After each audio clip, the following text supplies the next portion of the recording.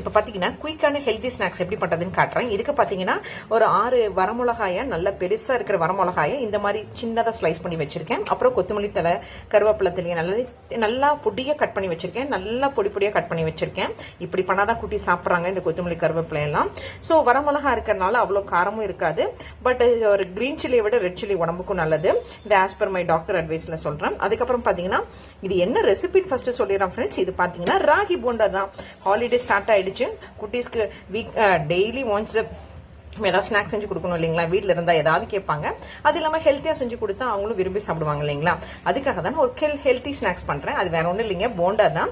ராகி போண்டா தான் பண்ண போகிறேன். அதை ஃபஸ்ட்டு சொல்லிடுறேன். இதுக்கு பார்த்தீங்கன்னா நல்ல ஒரு கை அளவு சின்ன வெங்காயத்தை இந்த மாதிரி கட்டரில் இருக்கும் பார்த்தீங்களா, அதில் நல்லா இது பண்ணி வச்சுருக்கேன். இதை போட்டு நல்லா மிக்ஸ் பண்ணிடுறேன். ரொம்ப சிம்பிள் தாங்க. ராகி மாவு இருந்தால் ஈஸியாக பண்ணிடலாம். அதுவும் நீங்கள் சின்ன வெங்காயத்தை உரிச்சு ரெடி பண்ணி வச்சுருந்தீங்கன்னா குயிக்காகவும் ரெடி பண்ணிடலாம். இப்போ பாருங்கள், இது எல்லாத்தையும் நான் எடுத்து போட்டு மிக்ஸ் பண்ணிட்டேன். இதுக்கப்புறம் என்னங்க, சால்ட்டும் அப்புறம் ராகி மாவும் தான். அதையும் காமிச்சிடுறேன் உங்களுக்கு எவ்வளோன்னு. ராகி மாவு பார்த்தீங்கன்னா நம்ம தோசை மாவுக்கு யூஸ் பண்ணுவோம்ல, அந்த கரண்டியில் ஒரு 3 கரண்டி அளவு போட்டிருக்கேன். இப்போ இதை போட்டுட்டு மிக்ஸ் பண்ணிவிட்டு அதுக்கப்புறம் தண்ணி ஊற்றுங்க. இப்போ பாருங்கள், இதை போட்டு நல்லா மிக்ஸ் பண்ணிக்கிறேன். பொதுவாக இந்த மாதிரி போண்டாவுக்கு ஆனியன்ஸ் ஜாஸ்தி இருக்க மாதிரி பார்த்துக்கோங்க. அதே மாதிரி காரமும் ரொம்ப முக்கியம். அதுதான் ஆனியன் சாப்பிடாதவங்க, இந்த கொத்தமல்லி கருவேப்பிலை சாப்பிடாதவங்கலாம் கூட இந்த மாதிரி செஞ்சு கொடுத்தா கண்டிப்பாக சாப்பிடுவாங்க.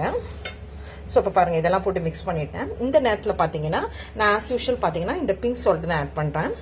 பிங்க் சால்ட்டு இந்த ஸ்பூன் அளவுக்கு 1 ஸ்பூன் அளவு ஆட் பண்ணியிருக்கேன். கம்மியாக இருந்துச்சுன்னா இன்னும் கொஞ்சம் ஆட் பண்ணிக்கலாம், பிரச்சனையே இல்லைங்க. உப்பு நம்ம அளவுக்கு தான். நம்ம எந்த குவான்டிட்டிக்கு போடுறோமோ அது அந்த மாதிரி பார்த்துக்கோங்க. அதிகமாக இருக்க மாதிரி மட்டும் பார்த்துக்கோங்க. அதிகமாகிடுச்சுன்னா தான் சாப்பிடவே முடியாது. அப்படி அதிகமாகிடுச்சுன்னா ஒன்றும் பிரச்சனை இல்லை, மாவை கொஞ்சம் கூட போட்டுக்கலாம். பட் அதிகமாக ஆகாத மாதிரி பார்த்துக்கோங்க. ஸோ இப்போ பார்த்தீங்கன்னா இந்த கிளாஸ் அளவில், ஒரு மீடியம் சைஸ் கிளாஸ் அளவில் கொஞ்சமாக தண்ணி ஊற்றுறேன். கொஞ்சமாக தண்ணி ஊற்றி மிக்ஸ் பண்ணுறேன். இது பார்த்தீங்கன்னா கொஞ்சம் கெட்டியாகவும் இருக்கக்கூடாது, கொலன்னு இருக்கக்கூடாது. அது எந்த ஸ்டேஜில் இருக்கணுங்கிறது உங்களுக்கு காட்டுறேன். அந்த போண்டா போடுவாங்க இல்லைங்களா, அந்த அளவுக்கு இருக்கணும். இப்போ பாருங்கள், கொஞ்சம் கெட்டியாக இருக்குது. இப்போ இன்னும் கொஞ்சம் தண்ணியும் ஊற்றுறேன். நானே வீடியோ எடுக்கிறனால நான் ஃபுல்லாக காட்ட முடியல. ஸோ நான் காமிச்ச கிளாஸில் 1/2 கிளாஸ் தண்ணி ஊற்றிக்கோங்க. அது கரெக்டாக இருந்துச்சு. இதுக்கு பார்த்தீங்கன்னா இந்த மாதிரி இருக்கணுங்க. பார்த்தீங்களா, நம்ம போண்டா எடுத்து இப்படி உருட்டி போடுவோம் இல்லைங்களா, அந்த அளவுக்கு இருக்கணும். இங்கே பாருங்கள், என்னோடது கெட்டியாகவும் இல்லை, கொலன்னு இல்லை. இந்த மாதிரி ஸ்டேஜில் இருக்கணும். சும்மா இந்த மாதிரி தளன்னு இருக்கணும். ஸோ இந்த ஸ்டேஜ் தான் கரெக்டான ஸ்டேஜ். இது நல்லா உருட்டி போட்டு எண்ணெயில் பொரிச்சு எடுத்திங்கன்னா ரெடி. இப்போ நான் உங்களுக்கு காமிக்கிறேன் எப்படி போடணுன்னு. இப்போ பார்த்தீங்கன்னா கடாயில் எண்ணெய் சூடாகிட்டு இருக்கு. இப்போ இதை நான் போட போகிறேன். நல்லா எண்ணெய் சூடானதுக்கப்புறம் போட்டுட்டு காட்டுறேன். கடாயில் எண்ணெய் சூடாகிட்டு இருக்கேன். அது பக்கத்துலேயே வந்து ஒரு பேப்பர் டவல் மாதிரி போட்டு வச்சுருக்கேன். ஏன்னா அந்த எண்ணெயை நல்லா ட்ரைன் பண்ணி எடுக்கணும் இல்லைங்களா, அதுக்காக தான். இந்த போண்டா போடும்போது வந்து பார்த்தீங்கன்னா நல்லா இந்த மாதிரி உருண்டை பண்ணி இந்த மாதிரி வச்சுக்கோங்க.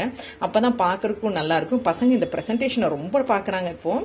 ஸோ அதனால் இப்போ பார்த்தீங்கன்னா நான் நல்லா உருண்டை பண்ணி ஷேப் பண்ணி வச்சுருக்கேன். இப்போ இது என்ன காஞ்சிச்சேன்னு ஃபஸ்ட்டு போட்டு பார்த்துடலாம். இப்போ கையில் இருக்கிறதே கொஞ்சமாக எடுத்து போடுறேன். சூடாயிடுச்சு எண்ணெய், ரெடி ஆகிடுச்சு. இப்போது அடுப்பை சிம்மில் வச்சுட்டு கொஞ்சமாக போட போகிறேன். ஸோ இந்த மாதிரி பாருங்கள், உருண்டை ரெடி பண்ணிட்டேன். இப்போ அடுப்பை சிம்மில் வச்சுட்டு ஒன்றா போட்டுட்டு நான் உங்களுக்கு காட்டுறேன். பாருங்கள், இது போட்டோன்னே ஃபஸ்ட்டு திருப்பி போட்டுறாதீங்க. இந்த பபுள்ஸ் எல்லாம் ஓரளவுக்கு நல்லா அடங்கினதுக்கப்புறம் தான் திருப்பி போடணும். இல்லைன்னா சரியாக பாயில் ஆகாது, சரியாக வெந்திருக்காதுங்க. அதனால தான் இது பார்த்தீங்கன்னா ஓரளவுக்கு நல்லா அடங்கினதுக்கப்புறம் நான் திருப்பி விட போகிறேன். அதையும் உங்களுக்கு காட்டுறேன் அது எந்த ஸ்டேஜ்னு. பாருங்கள், நல்லா பாயில் வந்துட்டுருக்கு. இந்த பாயிலில் ஓரளவுக்கு அடங்கணும். அது எந்த ஸ்டேஜுங்கிறதையும் உங்களுக்கு காட்டுறேன்.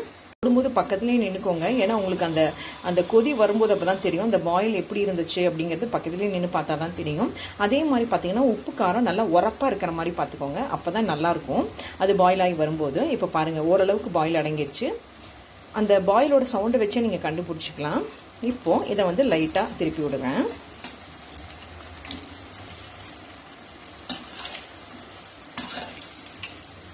வீடியோ எடுத்துகிட்டே பண்ணுறதுனால கொஞ்சம் இதாக இருக்குது. இப்போ பாருங்கள், அதனால் ஒன்றொன்னா திருப்பி விட்றேன். நானே வீடியோ எடுத்துகிட்டு பண்ணுறதுனால. இப்போ பாருங்கள், ஒன்றொன்னா எடுக்கிறேன். இல்லைன்னா நம்ம ஒட்டுக்கா திருப்போம் இல்லைங்களா. நானே வீடியோ எடுக்கிறனால ஒன்றொன்னா தான் திருப்ப முடியுது. ஸோ இது இந்த கலர் எப்படி இருக்குன்னு பார்க்காதீங்க, டேஸ்ட்டு தான் முக்கியம். அது இல்லாமல் இது ஹெல்த்தியும் கூட. ராகியோட பெனிஃபிட்ஸ் பற்றி நான் சொல்லணும்னு அவசியம் இல்லை. ஸோ இப்போ பார்த்தீங்கன்னா ஒன்றொன்னா திருப்பி விட்டுட்டேன். இப்போ எல்லாத்தையும் திருப்பி விட்டேன். இது பக்கத்துலேயே இருந்து ஒரு 2 நிமிஷம் ஆனதுக்கப்புறம் எடுத்துட்டு உங்களுக்கு காட்டுறேன். ஒரு இதில் பேப்பர் டவலில் வச்சு நீட்டாக உங்களுக்கு காட்டுறேன். இதை வந்து ஒரு பேப்பர் பிளேட்ல வச்சு காட்டுறேன். ப்ரெசன்டேஷன் ரொம்ப முக்கியம் இல்லைங்களா, ப்ரெசென்ட் பண்ணி காட்டுறேன் உங்களுக்கு. நான் சொன்ன மாதிரி நீட்டாக ப்ரெசென்ட் பண்ணி காமிச்சிட்டேன். நடுவில் வந்து கெச்சப் வச்சிருக்கேன், இந்த சாரிங்க ஹாட் அண்ட் ஸ்வீட் சாஸ் வச்சிருக்கேன், கெச்சப்பும் வச்சுக்கலாம். இந்த இதுக்கு பார்த்தீங்கன்னா ராகி வடைக்கு பார்த்தீங்கன்னா நீங்கள் வந்து கொத்தமல்லி கருவேப்பிலையும் போடலாம், இல்லைன்னா கொத்தமல்லி கருவேப்பிலை அவாய்ட் பண்ணிட்டு முருங்கை தலையும் போடலாம். அம்மாக்கெல்லாம் நமக்கு அப்படிதான் செஞ்சு கொடுத்துருப்பாங்கல்ல, இது 80s 90s கிட்ஸுக்கு தெரியும். இப்போ பாருங்க சூப்பராக ரெடி ஆயிடுச்சு ஹெல்த்தி ஸ்நாக்ஸ். இது இந்த ஹாட் அண்ட் ஸ்வீட் சாஸில் டிப் பண்ணி சாப்பிட்றேன். உப்பு கம்மியாக இருந்தால் கூட இந்த ஹாட் அண்ட் ஸ்வீட் சாஸ் வந்து பேலன்ஸ் பண்ணிடும். இதையும் ட்ரை பண்ணி பாருங்க. வாவ், யம்மியாக இருக்கு. நீங்களும் ட்ரை பண்ணி பாருங்க இந்த ஹெல்த்தி ஸ்நாக்ஸை. தேங்க்யூ.